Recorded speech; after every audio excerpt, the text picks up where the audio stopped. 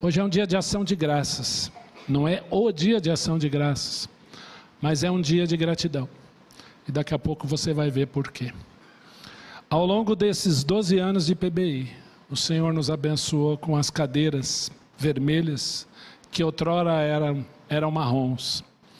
O Senhor nos agraciou com 2 pianos. O Senhor nos agraciou com instrumentos musicais, com móveis, com impressoras, computadores, com muitos livros, com toda uma estrutura nova de transmissão, som, projeção, ar-condicionado, ventiladores no piso superior, data show agora sendo projetado ali para o pessoal que está aqui, mais 2 TVs, apoio. Nós temos câmeras para transmitir o culto online. Quantas bênçãos! E recentemente fomos presenteados com esse painel de LED aqui. Que eu quero dizer hoje que, embora estejamos usando já há um bom tempo, eu queria marcar a estreia hoje e agradecer ao Senhor por isso. Então, eu queria que a gente orasse, agradecendo tantas bênçãos que o Senhor nos tem dado. Tantas pessoas trabalhando, servindo nessa igreja. Tanto privilégio. Eu citei aqui alguns. São muitos. São muitas coisas. São muitos cuidados, muitos mimos do Senhor, dos quais eu gostaria de agradecer nesse instante. Obrigado, Pai, por tanto cuidado. Nós te louvamos, Senhor, porque a obra é tua. E o Senhor tem feito esse espaço ser um espaço a cada dia mais acolhedor, porque o Senhor é bom, porque Tu és o eu sou. Bendito sejas, oramos, agradecemos por essa oportunidade, por essa palavra, em nome do Senhor Jesus, hoje e sempre. Amém. Amém.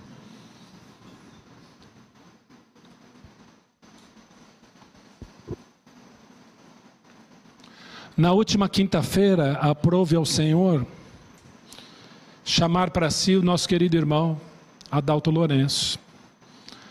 Adalto Lourenço, eu poderia dizer que foi pioneiro no Brasil do designer inteligente. Ele que começou a falar que a fé não é um absurdo, que crer num Criador não é uma aposta, ou se jogar, vamos ver se Deus pega. Mas que existem evidências científicas onde podemos apoiar a nossa fé. E graças a Deus, com ele, Deus levantou alguns irmãos, Deus tem levantado cientistas cristãos, um deles está aqui essa noite, para falar do amor dele, para contribuir com o meio cristão de que existe um Deus, existe um ser inteligente, altamente organizado, por trás de tudo que existe. E assim feito, Deus tem levantado pessoas como Rodrigo Silva, que embora seja adventista de outro segmento cristão, é um doutor em ciências, arqueólogo, entre muitas coisas. Deus tem levantado irmãos como o Dr. Marcos Eberlin, da Igreja Presbiteriana de Pinheiros, responsável pelo designer inteligente do Mackenzie, e também ganhador do prêmio Thompson de ciência. A nossa intuito é poder trazê-lo aqui um dia para falar um pouquinho com os irmãos. E tudo isso começou lá atrás, quando o Adalto Lourenço começa a falar então de que existe um ser criador de tudo que existe. Ele é a causa primeira de tudo que há. Esse sermão de hoje, ele não foi feito sozinho. Aliás, nenhum sermão é feito sozinho. Toda vez que Deus traz o Marcos Dumbra aqui, traz o Rogério aqui, o Cassoli aqui, quando o Senhor trouxe muitas vezes aqui, irmão Marcelo, né? Deus trouxe muitas pessoas para trazer a palavra aqui. Domingo que vem o Beto Tavares está aqui, né, para trazer a palavra para a gente, um irmão muito querido, devo muito sempre a ele. E toda vez que alguém sobe aqui, desde o primeiro sermão na IPBI, em 29 de agosto de 2004, quando o reverendo Pércio Gomes de Deus subiu aqui, quando o reverendo Eudes pregou aqui, e outros tantos pregaram aqui, nunca alguém sobe aqui sozinho. existe aqui um preparo, existe aqui um momento de oração.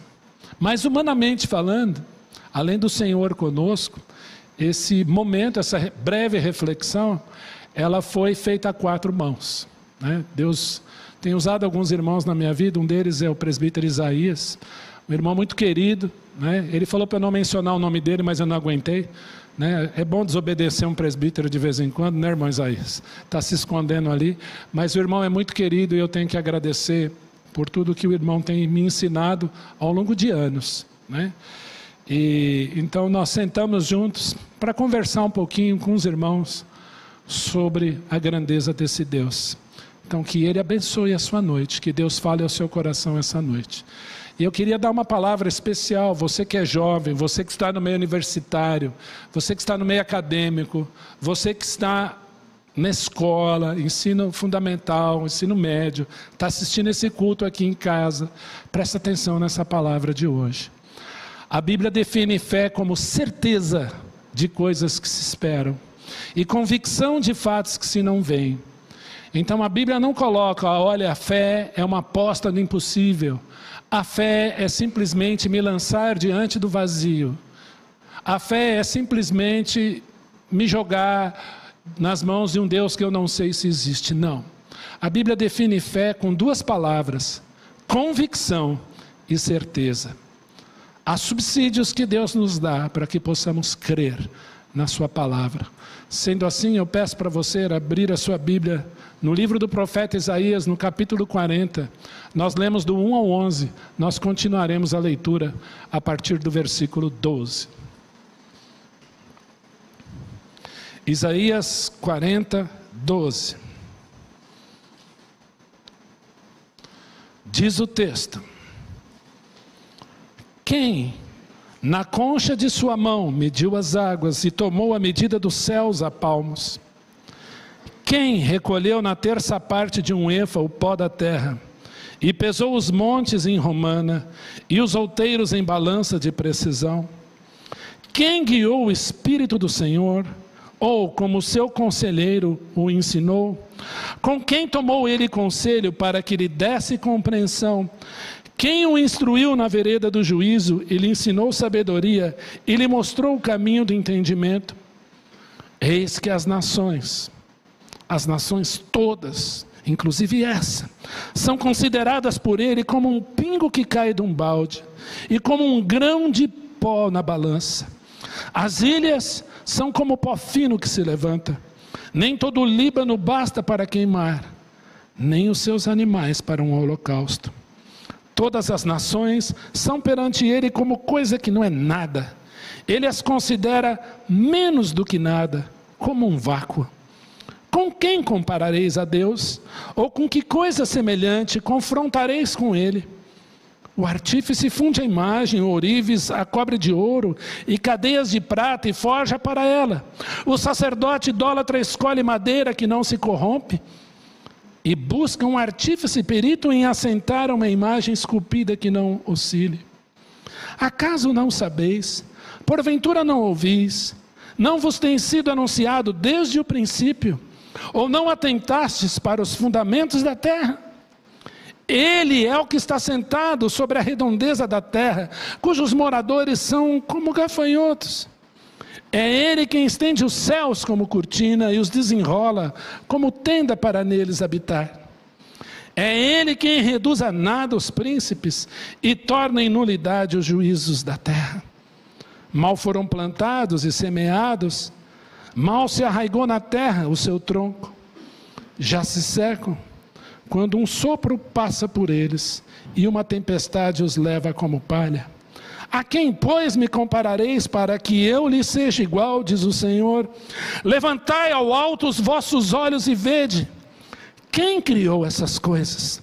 Aquele que faz sair o seu exército de estrelas, todas bem contadas, as quais ele chama pelos seus nomes, por ser ele grande em força e forte em poder. Nenhuma só vem a faltar.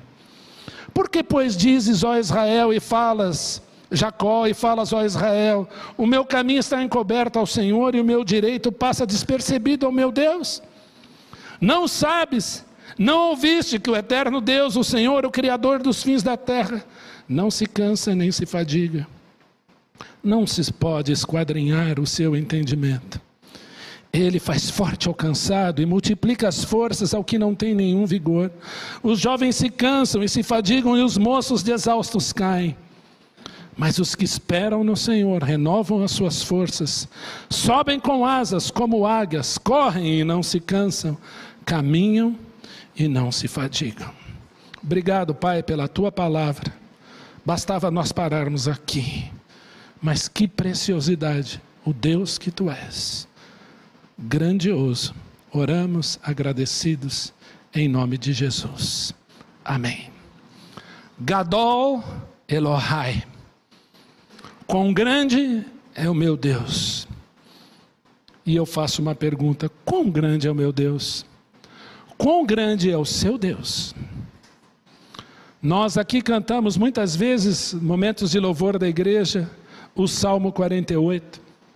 Salmo 48, que foi cantado por Ademar de Campos, e aqui muitas vezes cantamos. Grande é o Senhor, muito digno de louvor, na cidade do nosso Deus, seu santo monte. A alegria de toda a terra é o Monte Sião, o monte do Senhor. Ele é grande, e eu gostaria de fazer essa pergunta: quão grande Ele é? Qual ou como mensurar o tamanho desse Deus? E nós lemos aqui, dos versículos 12 ao 31 do livro do profeta Isaías. E eu não sei se você percebeu quantas perguntas tem nesse texto. Esse texto é recheado de perguntas. E aqui então eu gostaria de fazer algumas perguntas que o próprio texto faz para você essa noite. Eu não sei o que você veio buscar aqui, eu não sei o que você quer, eu não sei o que você quer que Deus diga a você. Mas eu sei o que Deus quer dizer a você. Primeiro, que Ele é muito grande. Ele é grandioso. Mas o texto nos faz algumas perguntas. A primeira: quem na sua mão, ou na concha de sua mão, mediu as águas? Que Deus é esse que mede os oceanos aqui? As águas aqui, mais de 70% desse planeta é água. E esse Deus mede os mares, os rios, aqui na sua mão. Quem pode fazer isso? Ou, quem mediu os céus a palmos? Quem é capaz de medir os céus a palmos? Essa semana recebemos aqui a visita do engenheiro. Eu falei: você quer uma trena? Ele não. Ele fez assim: 1, 2. E aqui a altura? Ele fez com palminha. Ah, tem tanto.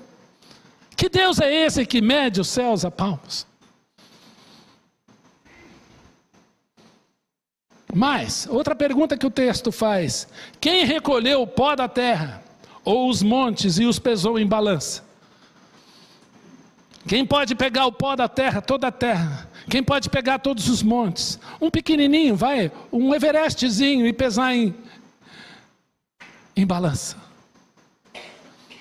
E o texto faz mais perguntas. Quem guiou o Espírito do Senhor? Deus, por que isso está acontecendo comigo? Olha a pergunta que o texto faz. Quem guiou o Espírito do Senhor? Quem é conselheiro do Senhor? Quem ensinou o Senhor? Quem ensinou juízo, sabedoria, compreensão, entendimento ao Senhor? Ah, Senhor, esse mar é muito azul. Por que ele não é cor-de-rosa? Porque Deus quis fazer o mar azul, e dependendo do lugar, verde, dependendo do seu lugar, quase que cristalino.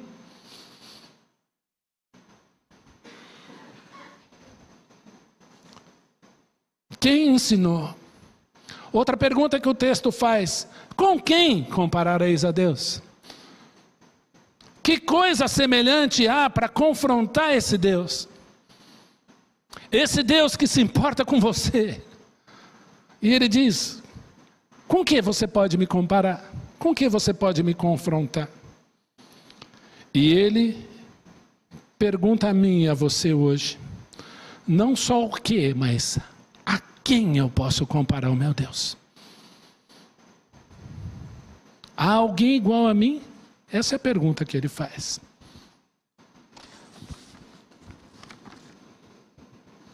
E aí então, o salmista continua. Desculpa, o profeta Isaías continua. Ele diz: por que falas, ó Israel, o meu direito está despercebido e o meu caminho escondido do meu Deus? Qual é a tua causa?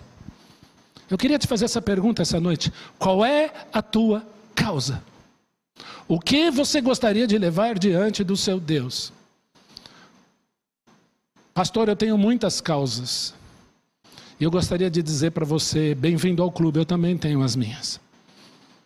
Eu tenho feito algumas perguntas para o Senhor.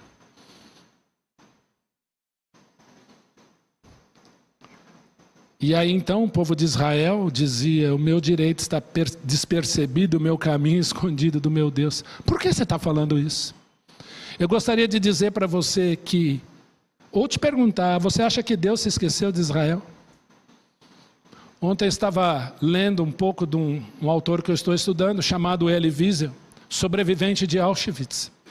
E aí um aluno perguntou para ele: o dia que você morrer, ou o dia que morrer o último sobrevivente do Holocausto, o que vai ser de nós? Ele respondeu assim: quando partir o último sobrevivente do Holocausto, a minha esperança estará em você. Bonito, poético. Mas Deus prometeu que enquanto houver céu, lua e estrelas, enquanto o homem nunca conseguir medir os céus dos céus, Israel jamais deixará de ser uma nação diante dele. Isso está escrito em Jeremias capítulo 31. Então, todas as promessas do Senhor para com Israel estão de pé. O Senhor esqueceu do seu povo deste tamanho? Não. O Senhor abandonou a sua igreja? Não. O Senhor Jesus falou: estarei convosco todos os dias até a consumação do século. Hebreus capítulo 13, versos 5 e 6. Nunca te deixarei, nunca jamais te abandonarei. Há um Deus que cumpre a sua palavra. E a grande testemunha é o céu. Olhe para cima. As promessas do Eterno estão de pé, tanto para o povo de Israel como para a sua igreja. Outra pergunta que o texto faz: somos mais fortes do que Deus? Um Deus que não se cansa e não se fadiga, e que multiplica a força a quem não tem nenhum vigor. Aprendemos cedo na matemática que todo número multiplicado por zero é igual a zero. Que Deus é esse que multiplica o que não tem nada do zero e faz brotar força. Porque vem dele, emana dele. A matemática dele é diferente da minha.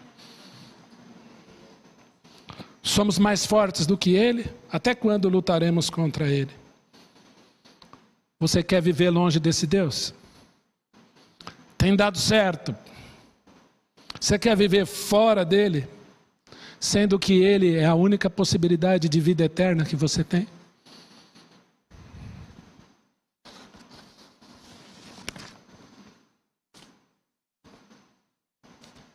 Mas Deus faz outras perguntas nesse texto. Outras perguntas para você pensar. E como diria um grande amigo, fazer o seu cérebro fritar. Essa é a grande pergunta. São perguntas, na verdade. Acaso não sabeis? O texto não diz isso. Em outras palavras, você é ignorante? Não ouviu? Acaso não ouvis? Ou seja, é surdo ou está se fazendo de surdo? Não vos tem sido anunciado desde o princípio? Ou seja, desde que o mundo é mundo, ele está dizendo essas coisas que nós estamos vendo agora. Que existe alguém por detrás de tudo que há.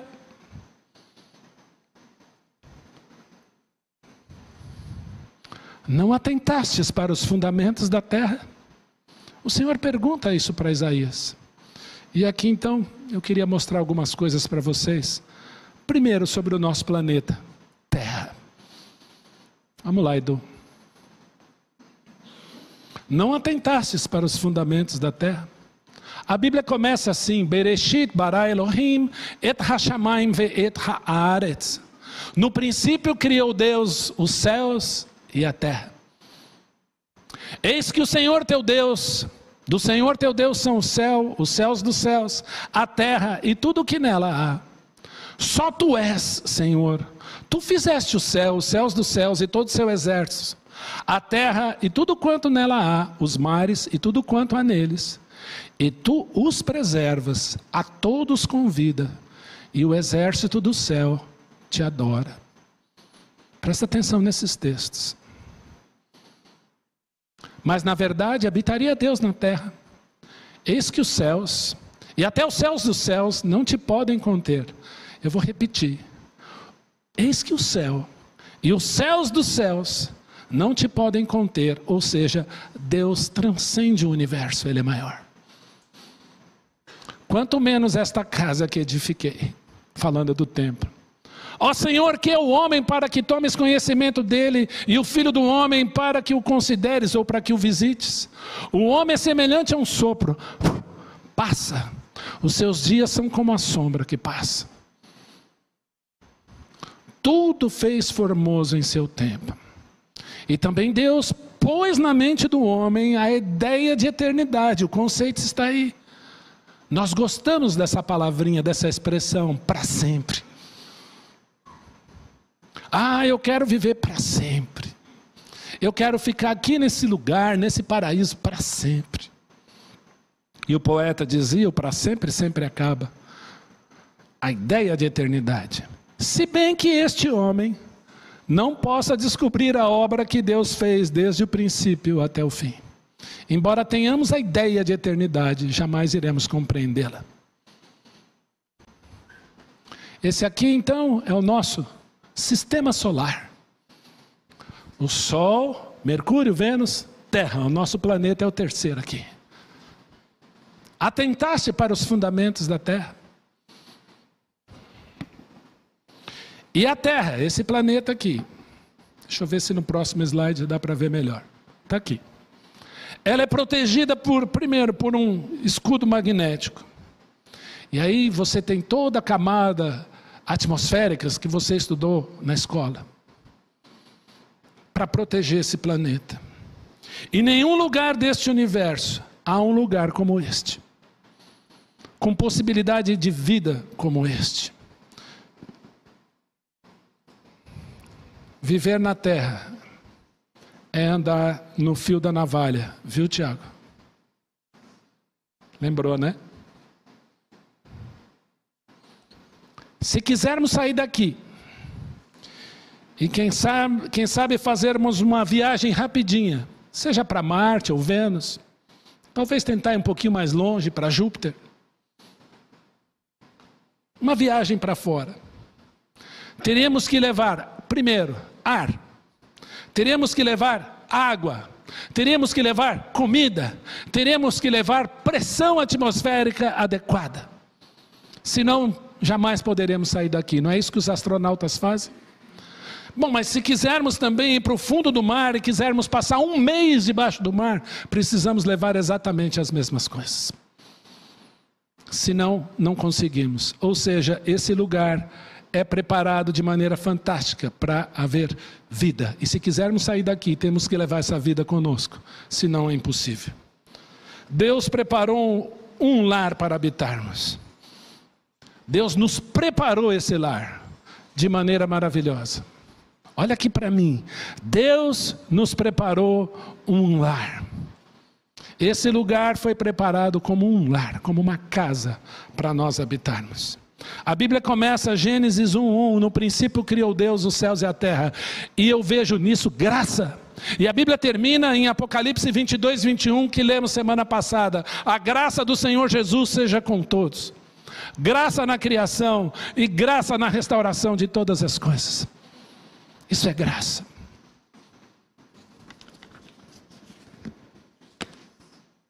Mas há uma outra pergunta. Após um convite amoroso do Senhor. Um convite amoroso do Senhor. Deus convida você a olhar para cima. É porque moramos aqui. Ele fez esse lugar de maneira maravilhosa para você. E aí então, olhando para o planeta Terra, essa é a composição da atmosfera, 78,1 nitrogênio, né? Oxigênio, outros gases. E eu queria convidar você a mexer nessa fórmula. Eu não gostei, eu estou pensando em mexer. Eu vou deixar 70% de oxigênio e botar 20% de nitrogênio. Você acha que vai dar certo? Deus preparou esse lugar de forma adequada para você estar aqui e ter vida. E aí nós somos convidados a olhar um pouquinho para o sol. Esse pontinho pequenininho ali é a nossa terra, comparada com o sol. O nosso solzinho que você gosta de tomar. E há um convite, há uma outra pergunta após um convite gracioso, amoroso, óbvio, gentil, desafiador, possível. Algo que o inimigo está arduamente trabalhando para que você não faça. Porque afinal de contas você pega o seu celular e insiste em olhar para baixo quando Deus fala, olhai para cima. Coloque seus olhos lá em cima e vede quem criou todas essas coisas. A pergunta não é como surgiu, ou o que fez surgir, ou o que surgiu. A pergunta é quem criou todas essas coisas? Quem criou todas essas coisas? Falamos da terra, falamos do sol. E o que é o sol, se não uma estrela? O sol é uma estrela, porém, nem toda estrela é sol. Vou repetir, o sol é uma estrela, mas nem toda estrela é sol.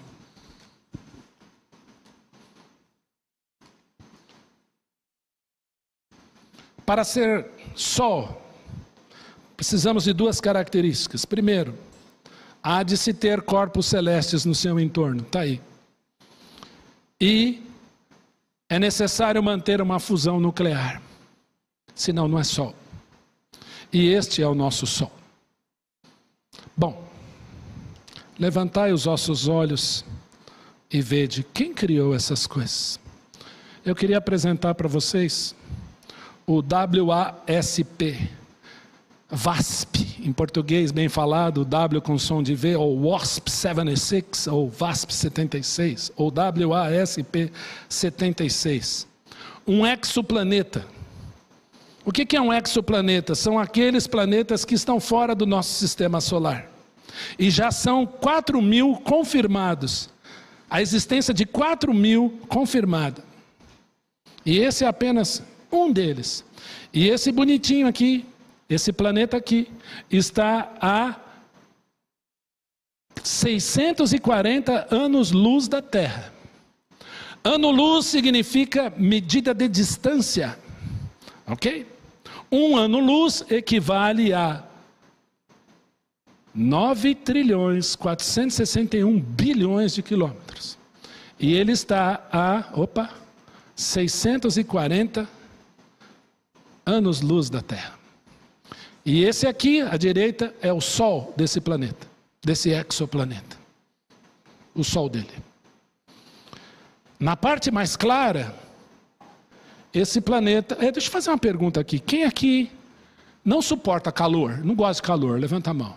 30 graus já dá para você sofrer? Tá bom? 30 graus? Tá.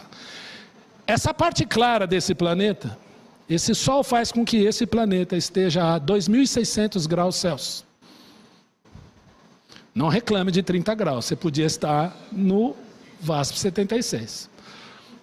E a parte mais escura, que é a parte onde esse sol dele não bate, está tranquilo, é inverno, é 1.600 graus Celsius só. E nesse lugar tem chuva de ferro, líquido, chuva de ferro, derretido. Eu gostaria de dizer para você que Deus te preparou um lar para você morar. E não é o WASP 76. Esse é apenas um que foi descoberto. A VY Canis, aqui, Majores, é uma estrela chamada de gigante vermelha. Aqui no nosso hemisfério, dependendo da época do ano, nós conseguimos ver a olho nu. Talvez a Andréia lá no sítio, no acampamento, viu. Eu, quando estava na praia lá, coloquei os olhos para cima. Talvez eu tenha visto sem saber o que é. Ela é pequenininha, tá? Aqui, ó, é uma estrela. Olha o Sol comparado com ela. O nosso Sol. Eu vou voltar aqui, ó. Terra é aquele pontinho, esse é o Sol. Dá para entender a dimensão? Olha aqui agora o Sol comparado a essa chamada gigante vermelha. O Sol não é nada, absolutamente nada. Então, quando nós olhamos para o universo, nós estamos falando de 4%, 4,6% de matéria visível, é tudo aquilo que eu posso ver. Matéria escura, nós sabemos que existe, simplesmente por conta da gravidade. E energia escura é aquela energia que repele ao invés de atrair. E essa energia está acelerando, está afastando as galáxias umas das outras em extrema velocidade. E a nossa energia aqui, como nós a conhecemos, nós não a criamos. Ela apenas existe. E nós a transformamos em outros tipos de energia, seja térmica, potencial, luminosa e etc. Eu pergunto, quem criou essas coisas? Aqui na nossa igreja nós temos alguns engenheiros. E sempre existe aquela piada com os engenheiros. O engenheiro é aquele que pensa fora da caixa. Certo, Marquinhos? Ele estudou para pensar fora da caixa. E isso só é possível. Marco, Edu, Rogério, os engenheiros da igreja, o PIC. Só é possível quando eu tenho outras caixas para comparar. Então eu penso fora da caixa porque existem outras caixas comparativas. Marcelo Gleiser, físico, astrônomo, judeu do Rio de Janeiro, disse o seguinte: se o universo contém tudo o que existe, qual foi a causa que o causou? E ele disse mais: não se pode pensar fora da caixa quando a caixa é tudo o que existe. Esse universo é tudo o que existe, e a única coisa que poderia transcendê-lo ou estar fora dele é o próprio Deus, porque como nós lemos, os céus dos céus não podem contê-lo. E aí eu apelo para a minha área de conhecimento, linguagens. Quando nós estudamos a palavra grega cosmos, a tradução literal é mundos. Mas quando nós falamos universo, a palavra latina literalmente significa um verso, ou uma palavra. Há um Deus criador de tudo que existe. Ele é a causa primeira de tudo que existe. E sem Ele nada do que foi feito se fez. Jesus se encarnou com o nome de Logos. Haja luz e houve luz, porque Ele estava lá. Sem Ele nada do que foi feito se fez. Será que foi uma explosão? Teria sido uma explosão? Alguém sabe o nome desse objeto? Clips. Coloca um pedaço de ferro retorcido na mão de um macaco. Dá um arame esticado para ele e diz assim: eu quero que você faça um igualzinho a esse. Nem daqui a 1 bilhão de anos ele vai fazer. Terá sido tudo isso uma explosão? Explosão não organiza. Explosão espalha. Isso é uma cadeia de clipes organizada. Eu fiz. Deu para entender onde queremos chegar? Será que foi uma explosão? Uma vez eu contei isso aqui, até virou uma charge, um quadrinho que a Reggae fez. O caipira, eu sempre lembro do Ricardo Cruz, eu não sei se ele está aí hoje. O Ricardo Cruz riu muito, ele teve que se esconder lá no banheiro, escutei a risada dele alta. Estava lá o caipira, na roça, feliz, né? Muito feliz. Aí chegou lá um cientista, disse: olha, está vendo esse cabrito? Está vendo essa cachoeira? Está vendo essa montanha? Está vendo essa árvore? Está vendo esse céu? Você está vendo essa madeira? Tudo isso é fruto de uma explosão. E ele ficou olhando. É mesmo? Tudo veio de uma explosão. E ele, com seu jeitinho caipira, simplório, falou assim: mas quem riscou o fósforo? Terá sido uma explosão? Há uma causa primeira de todas as coisas. O nome de Deus na Bíblia é revelado como YHWH, que literalmente significa Ele causa o que vem a ser, Ele é o eu sou, tudo vem dele.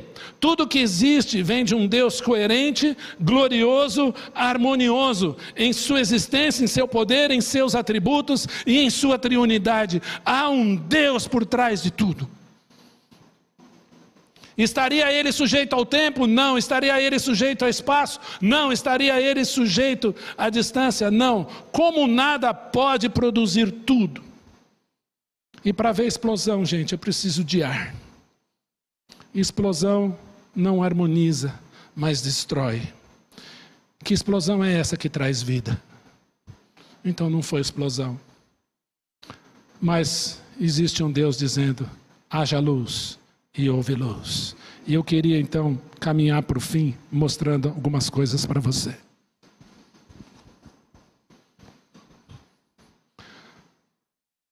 Foram lançados no espaço 6 grandes telescópios, eu vou falar de 2. O primeiro, há 34 anos atrás, quantos conhecem esse aqui? Sabe o nome dele?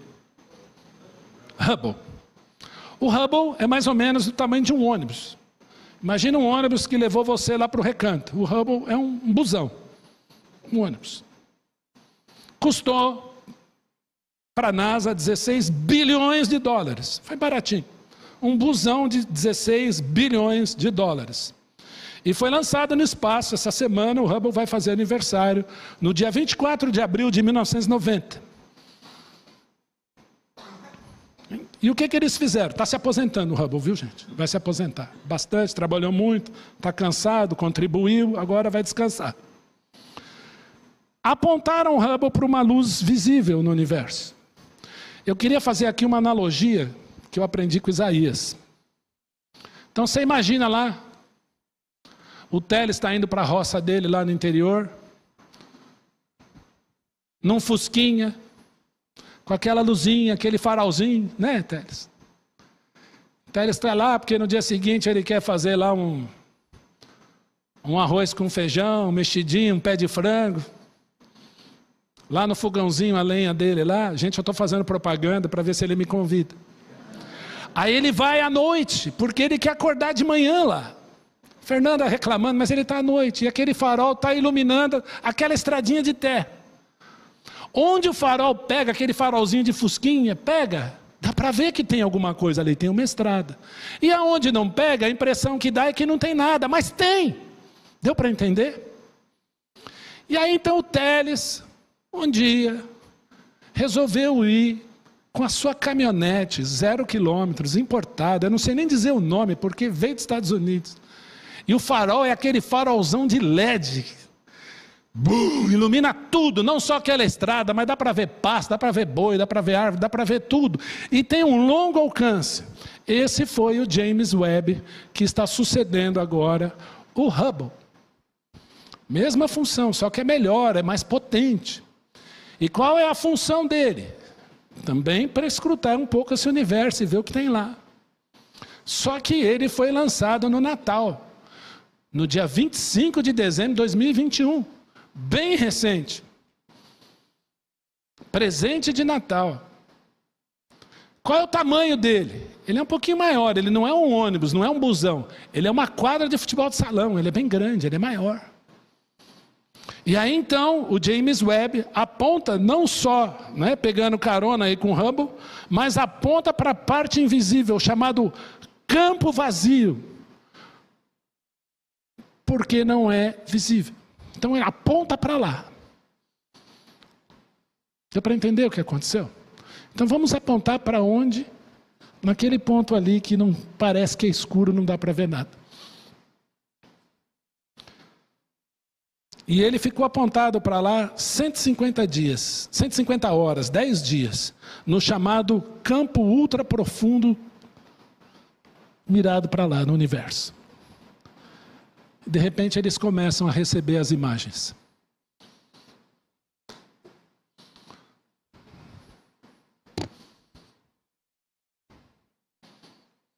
Galáxias prontas, ativas, a 11 bilhões de anos-luz de distância. Dá para entender?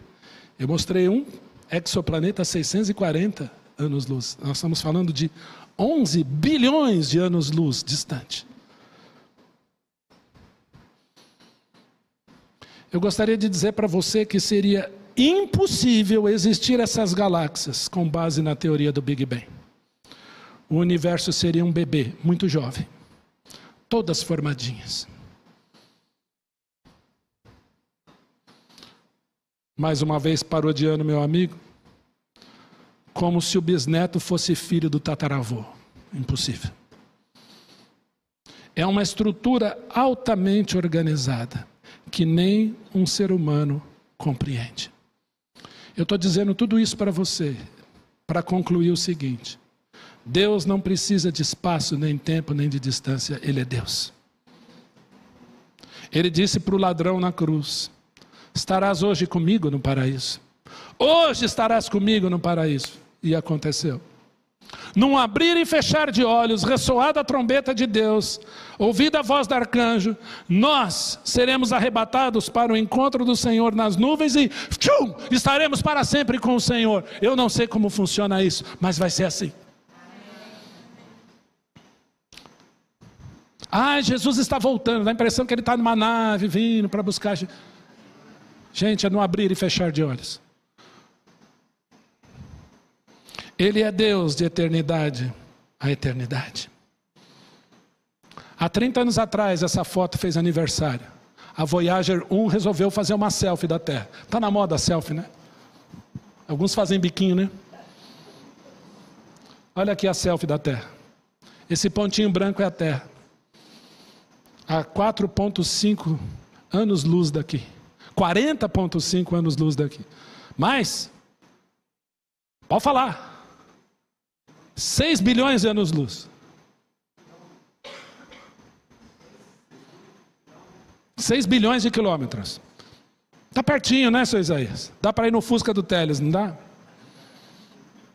A selfie da Terra. Essa foto fez 30 anos.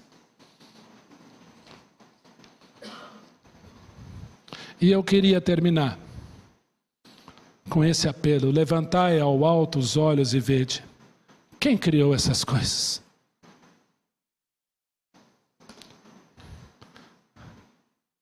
Que Deus é esse que estende os céus a palmos e vem aqui atrás de você? Jesus Cristo, certa feita, se apresentou: eu sou o caminho e a verdade e a vida. Ninguém vem ao Pai senão por mim. Eu não sei qual é a sua causa. Israel reclamava: o meu direito passa despercebido diante do meu Deus. Mas Deus está disposto. Ele continua amando você. Porque Deus amou o mundo de tal maneira. Interessante a palavra lá ser cosmos. Deus amou o cosmos de tal maneira que deu seu Filho unigênito para que todo o que nele crê não pereça, mas tenha vida eterna. Nós estamos no ano de 2024, da graça, da oportunidade. Nós só temos que agradecer. Esse Deus grandioso. E aqui nós fizemos aqui um flash, um lampejo da sua glória. Se preocupa e se importa com você. Se um dia alguém te perguntar: você sabe com quem você está falando?